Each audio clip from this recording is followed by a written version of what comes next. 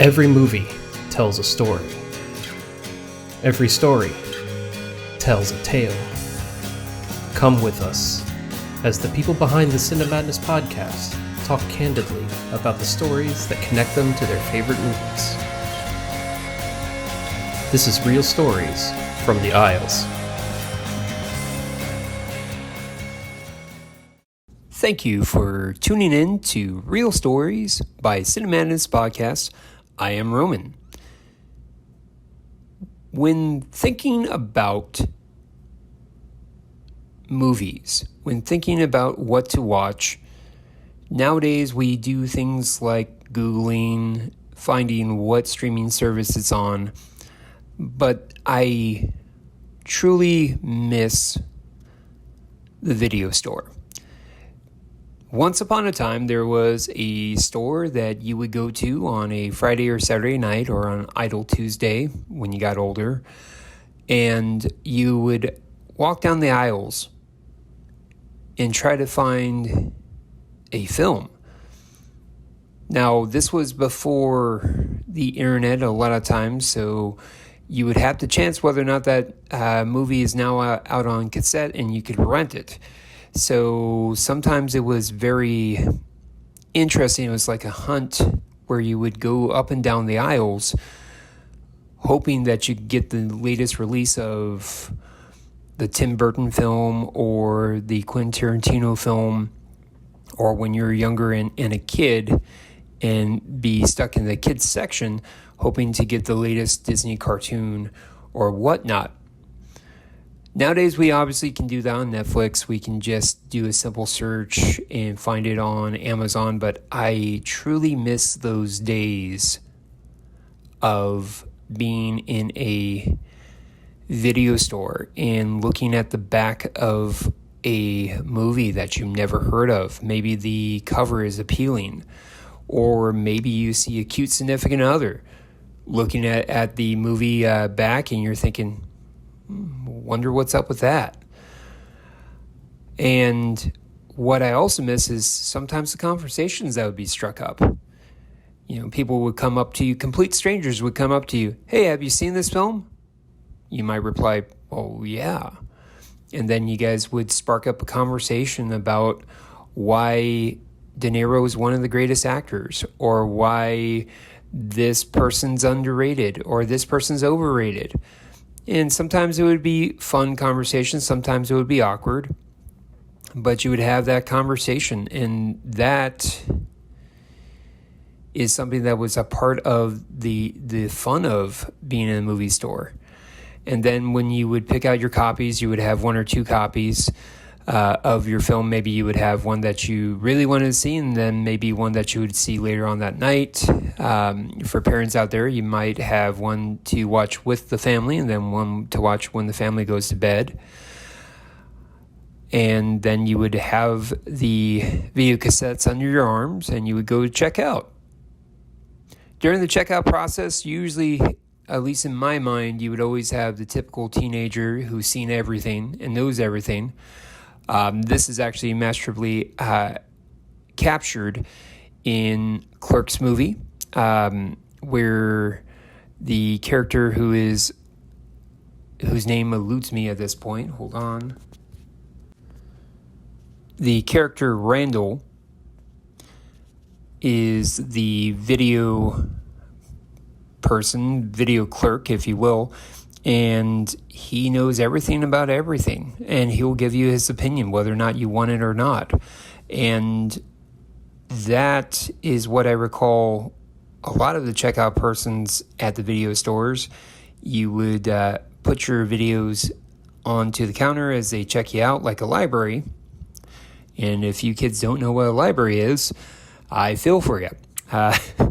But you would go and check out the movies, and of course the clerk would, whether or not you wanted to or not, would kind of give you their opinion. Oh, this is really good, or oh, let me know how that is. Let me know what you think. As they check you out, and then of course self-doubt is starting to creep into your head. Well, why did you not like it? Well, no, just let me know what you think, they'll reply. And then, of course, you're wanting to ask more questions. You're starting to doubt yourself. Or if you're with a significant other or someone else, they'll start to ask questions as well. And now you're wondering, did I just waste my $3 or $4 on that rental for something that I might not like? And of course, another perk to the renting experience when you're checking out was the goodies. Now, the goodies are similar to the prices that you see in the theaters, whereas a little bit priced up. So you would have popcorn. If you would just go down the street to the convenience store, you could probably get popcorn for, $1 at the time? And they're asking for $2-3 for popcorn. They're asking $2-3 for M&Ms, $2-3 for whatever. And rather than just waiting and going to the convenience store, getting the same stuff, you of course may have peer pressure from your family or kids or whatnot, wanting to have whatever's in the concession line. So you would add that on to your purchase, and then you would grab your items, and then you would check out. You would of course go home, enjoy the film, maybe not, as you're thinking of the clerk in the head going, let me know what you think. As you see the ending and you're kind of bitter, you take out the video cassette, you make certain that you rewind it, because there's a expression for those of you kids that don't know, be kind of rewind. Well, they're kind of like the Gestapo, not going to lie, the clerks are. If they see that you didn't rewind it, they'll kind of give you a guilt trip. Excuse me, you didn't rewind it. Oh, sorry, I apologize, I was in a rush.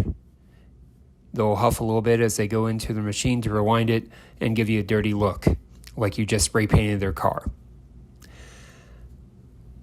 You, of course, would walk the aisles, and then you would start the process again, maybe seeing that the new film with Jamie Foxx or Jamie Lee Curtis has entered.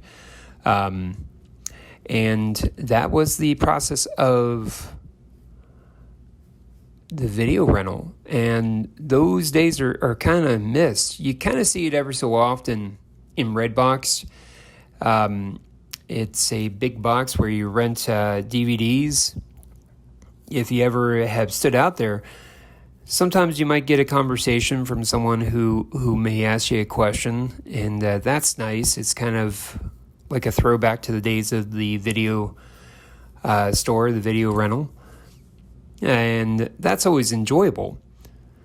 Now, I kind of miss, especially doing the podcast, because I know exactly what would happen if we had video rentals now. I might ask 1,000 people if they want to join our podcast. Oh, wow, you really like horror movies? Hey, we're doing a special on horror coming up this week. Do you think you want to come on and talk about it? So maybe you feel lucky that you don't have a video rental store, because you would probably have me coming up to you awkwardly and asking if you want to join our podcast as a guest, or maybe feel like you missed out because I won't be able to badger you about why you love Fear and Loathing in Las Vegas, and if you want to come on and talk about it with my friends. So it's not the same in terms of the digital age, and I realize that it has grown because you can still do things like leave your comments on Rotten Tomatoes. You can still leave your comments on Amazon, IMDb, and things to that accordance. You can give your thoughts and reviews in a very intimate and protected area, and that's fun. It's like with anything else. You still have your bars where you can sit and be social and have a beer. You still have your libraries where you can go in and check out a lot of digital content or check out a book or whatnot. But you don't have your video rentals. And I definitely miss those days. And, those are times that I don't think that you can really get back. Real quick, probably the closest thing that, with the bygone days of listening to music, that's also something that has gone away, is listening to an album.